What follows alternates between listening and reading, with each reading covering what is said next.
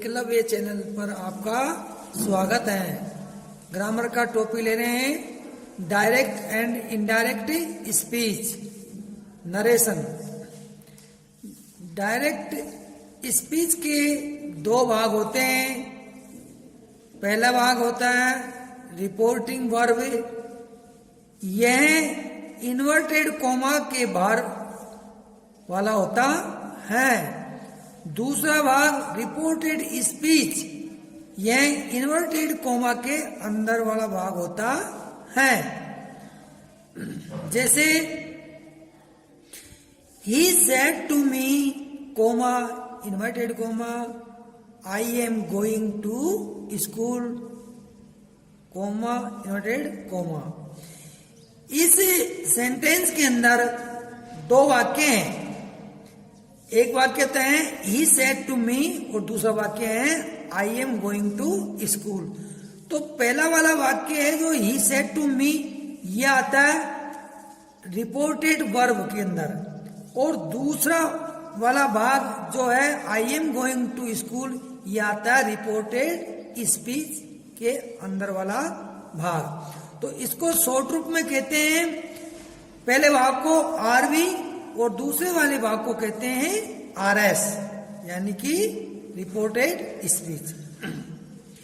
नियम: साधारण वाक्यों को दैट से जोड़ते हैं और प्रश्नवाचक वाक्यों को इफ से जोड़ते हैं, तथा WH वाक्यों को जोड़ने के लिए स्वयं WH ही कनेक्टिव का कार्य करते हैं, अर्थात वह स्वयं ही जोड़ते हैं।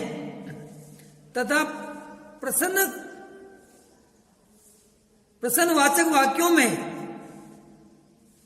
सेड के स्थान पर आजकल का प्रयोग होता है।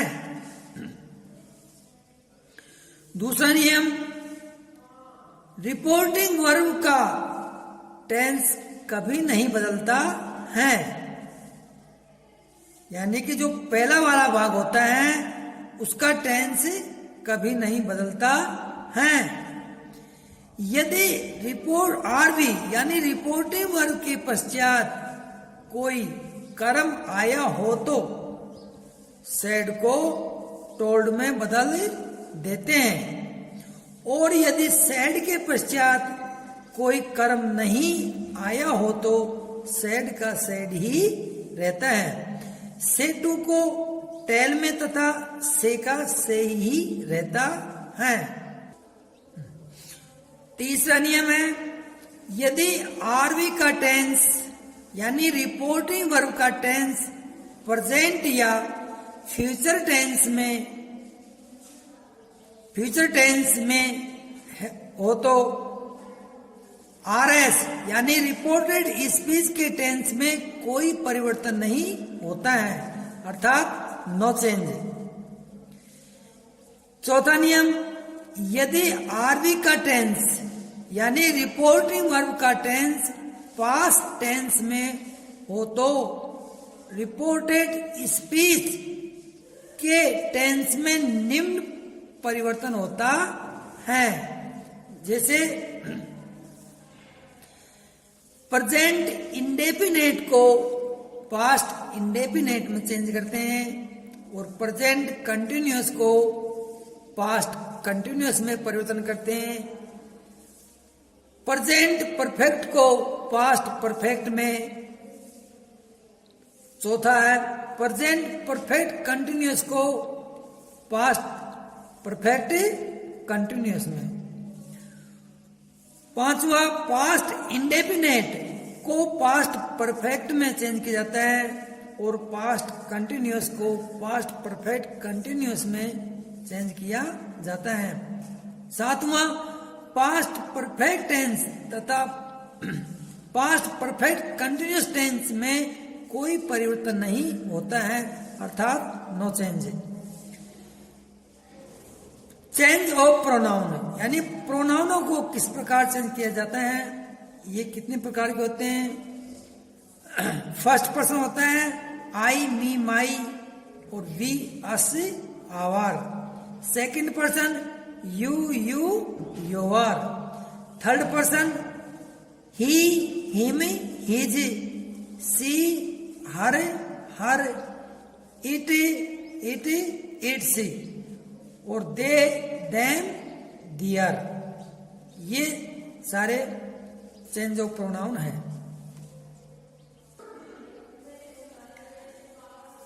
नियम दूसरा,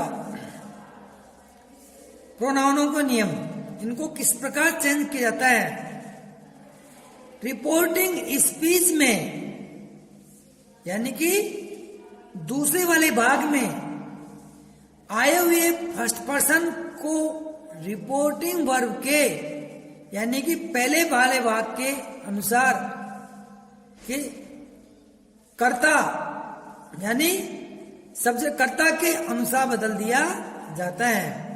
अर्थात कहना करती है कि रिपोर्टेड स्पीच में आए हुए फर्स्ट पर्सन को रिपोर्टिंग वर्ब के कर्ता के अनुसार बदल दिया जाता है। दूसरा, रिपोर्टिंग स्पीच में आए हुए सेकंड पर्सन को रिपोर्टिंग वर्ब के ऑब्जेक्ट यानी कर्म के अनुसार बदल दिया जाता है। रिपोर्टिंग स्पीच में आए हुए थर्ड पर्सन का कोई परिवर्तन नहीं होता है, अर्थात नो चेंज। इन तीनों नियमों का एक सूत्र है 123/SON। तो ये होता है RS के अंदर आता है 123 और RV में आता है SON। यानी कि रिपोर्टेड स्पीच में आए हुए फर्स्ट पर्सन को रिपोर्टेड वर्ब के सब्जेक्ट के अनुसार बदल दिया जाता है और रिपोर्टेड स्पीच में आए हुए सेकंड पर्सन को रिपोर्टेड वर्ब के ऑब्जेक्ट के अनुसार बदल दिया जाता है। और तीसरा, रिपोर्टेड स्पीच में आए हुए थर्ड पर्सन का नो चेंज अर्थात कोई परिवर्तन नहीं होता है। नियम नेक्स्ट, अगर रिपोर्टिंग वर्ब प्रेजेंट या फ्यूचर टेंस में हो तो रिपोर्टेड स्पीच का टेंस नहीं बदलता है। यानी कि अगर रिपोर्टिंग वर्ब प्रेजेंट या फ्यूचर टेंस में हो तो रिपोर्टेड स्पीच का टेंस कभी नहीं बदलता है। जैसे he says comma inverted comma Hari is not well. He says that Hari is not well. He will say, comma, invited comma, Ram writes a letter. He will say that Ram writes a letter. Next नियम दूसरा, यदि reporting verb past tense में हो तो reported speech के tense में परिवर्तन निम्न प्रकार होता है। जैसे direct, Mohan said to me Hari tell से लाई। तो इसका इनडायरेक्ट स्पीच होता है कि Mohan told me that Hari told a lie. तो टोल्ड यहां पर सेड के स्थान पर टोल्ड क्यों आया? क्योंकि सेड के बाद यदि कोई कर्म आता है तो उसको टोल्ड में बदल दिया जाता है और साधारण वाक्य है तो उसको हमने दैट से जोड़ दिया है। Direct, she said to me Sita is writing a letter. Sita is writing a letter क्योंकि यह वाक्य प्रेजेंट कंटिन्यूअस का है तो इस डायरेक्ट को हम इनडायरेक्ट में परिवर्तन करेंगे अर्थात चेंज करेंगे तो प्रेजेंट कंटिन्यूअस का पास्ट कंटिन्यूअस में हमको चेंज किया जाता है। जैसे इनडायरेक्ट, सी टोल्ड मी, टोल्ड इसलिए आया क्योंकि सैड के बाद कर्म है इसलिए टोल्ड आया है, और साधारण वाक्य है तो दैट से जोड़ दिया। सीता वाज इसलिए आया क्योंकि उसमें था, डायरेक्ट में इज, इसमें बाज आया। बाज इसलिए आया कि पहले वाला डायरेक्ट ये वाक्य था वो प्रेजेंट कंटिन्यूअस का था, अब इसको हमने परिवर्तन किया तो वाज आया, तो इसलिए ये Sita was writing a letter. The boy said Mohan has done his work. Direct. Indirect है द बॉय सैड है क्योंकि इसमें सैड इसलिए आया क्योंकि सैड के बाद कोई कर्म नहीं है, तो सैड का सैड ही आता है। साधारण वाक्य तो दैट से जोड़ दिया। Mohan had done his work, अब हैड इसलिए आया क्योंकि यह वाक्य प्रेजेंट परफेक्ट का था, तो पास्ट परफेक्ट में हमने इसको परिवर्तन किया अर्थात चेंज किया, तो हैड का प्रयोग हुआ।